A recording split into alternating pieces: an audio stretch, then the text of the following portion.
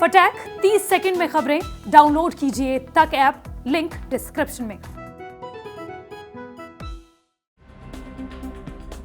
नमस्कार, सुबह की खबरों में स्वागत है आपका। कोरोना ने शुरू किया आतंक, फिर भी लोग बाज नहीं आ रहे। न्यू ईयर मनाने पर कौन दे रहा धमकी? पीयूष जैन को जेल में घबराहट। भारत से हार के बाद क्विंटन डिकॉक का टेस्ट से संन्यास। और जब ये एक्टर गई अपनी ही फिल्म देखने बुर्का पहनकर।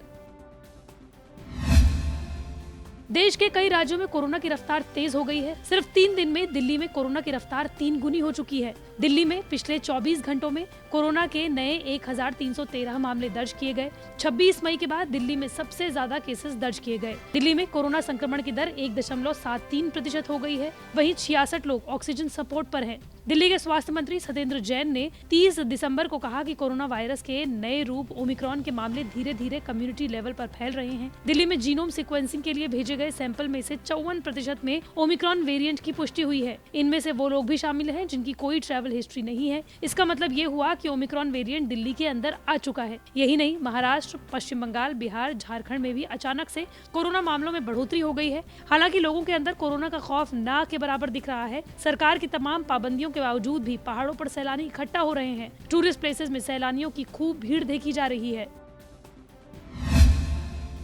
गैर धर्म के त्योहारों के जश्न से एक बार फिर से बजरंग दल को हिंदुत्व खतरे में नजर आने लगा है। बनारस में 25 दिसंबर को क्रिसमस के मौके पर बजरंग दल ने चर्च के बाहर धर्मांतरण के खिलाफ हनुमान चालीसा का पाठ किया था, तो अब न्यू ईयर का जश्न न मनाने की चेतावनी दे दी है। हिंदू संगठन ने शहर के मॉल, रेस्टोरेंट्स के बाहर पोस्टर को चस्पा कर दिया है और लिखा है कि नए वर्ष का जश्न मनाना सनातन धर्म के खिलाफ है, लिहाजा ऐसे किसी भी जश्न का आयोजन मॉल और रेस्टोरेंट्स में नहीं किया जा सकता। बनारस के कई इलाकों में बजरंग दल के कार्यकर्ताओं ने चेतावनी भरे पोस्टर्स लगाने शुरू कर दिए हैं। बजरंग दल के संयोजकों ने पोस्टर में साफ लिखा है कि काशी नगरी हिंदुओं की आस्था और सांस्कृतिक परंपरा का केंद्र है। दुनिया में इसे भारत की सांस्कृतिक राजधानी भी कहा जाता है। दुनिया के लोग यहाँ धर्म, ज्ञान, आध्यात्म और मोक्ष के लिए आते हैं।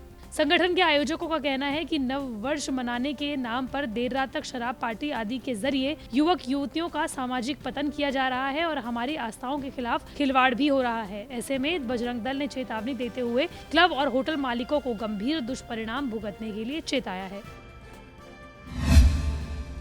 कानपुर जेल में 14 दिन की न्यायिक हिरासत में बंद इत्र कारोबारी पीयूष जैन ने जेल प्रबंधन को बेचैनी की शिकायत की है। फिलहाल उसे जेल के बैरक में ही दवाइयां दी जा रही हैं। बताया जा रहा है कि जेल अस्पताल के डॉक्टरों ने पीयूष के स्वास्थ्य की जांच की। फिलहाल उसकी हालत ठीक बताई जा रही है। जेल में ही उसे हाई बीपी, बेचैनी और नींद की गोली दी जा रही है। सैकड़ों करोड़ की काली कमाई के मामले में गिरफ्तार पीयूष जैन ने एक दिन पहले ही अदालत से मांग की थी कि उसके ऊपर टैक्स चोरी और पेनल्टी समेत 52 करोड़ रुपए का टैक्स बनता है। Directorate of GST intelligence 52 crore रुपए काटकर बाकी रकम उसे वापस कर दे। इस संबंध में पीयूष जैन की ओर से कोर्ट में भी आवेदन दिया गया। आपको बता दें कि पीयूष जैन पर डीजीजीआई इनकम टैक्स के बाद डीआरआई यानी कि राजस्व खुफिया निदेशालय ने भी कार्रवाई शुरू कर दी है। डायरेक्टरेट ऑफ रेवेन्यू इंटेलिजेंस ने पीयूष जैन के घर से 23 किलो सोने की बरामदगी पर कस्टम एक्ट में मुकदमा दर्ज कर दिया है। डीआरआई की शुरुआती जांच में बरामद हुए सोने का स्विट्जरलैंड कनेक्शन निकल रहा है और आशंका जताई जा रही है कि बरामद सोना अवैध तरीके से तस्करी के जरिए मंगाया गया था। पीयूष जैन के कानपुर और उज्जैन के ठिकानों में की गई छापेमारी में 177 करोड़ की कैश बरामदगी के साथ साथ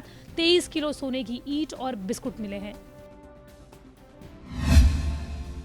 भारत ने सेंचुरियन में खेले गए टेस्ट में 113 रन से जीत दर्ज की। दक्षिण अफ्रीका के विकेट कीपर बल्लेबाज क्विंटन डिकॉक ने टेस्ट क्रिकेट से संन्यास ले लिया। उनका ये फैसला चौंकाने वाला है क्योंकि 30 दिसंबर को भारत के खिलाफ खेलने वाली टीम में वो शामिल थे। इस टेस्ट के बाद डिकॉक पैटर्निटी लीव पर जाने वाले थे, लेकिन अचानक से उन्होंने संन्यास लेने का ऐलान कर दिया। हालांकि डिकॉक वनडे और T20 फॉर्मेट में गेम खेलते रहेंगे। डिकॉक ने अपने बयान में कहा कि मैं अब अपने परिवार के साथ ज्यादा समय बिताना चाहता हूं, इसी वजह से टेस्ट से रिटायरमेंट लेने का फैसला किया है। डिकॉक जल्द ही पिता बनने वाले हैं। उन्होंने कहा कि ये फैसला आसान नहीं था। मैंने इसके बारे में काफी सोचा और अपने भविष्य का पूरी तरह से आकलन किया। डिकॉक ने आगे कहा कि मैंने ये सोचा कि मुझे अब किन चीजों को प्राथमिकता देनी चाहिए। साशा और मैंने अपने बच्चे और परिवार का सोचकर इस नतीजे पर पहुंचे हैं।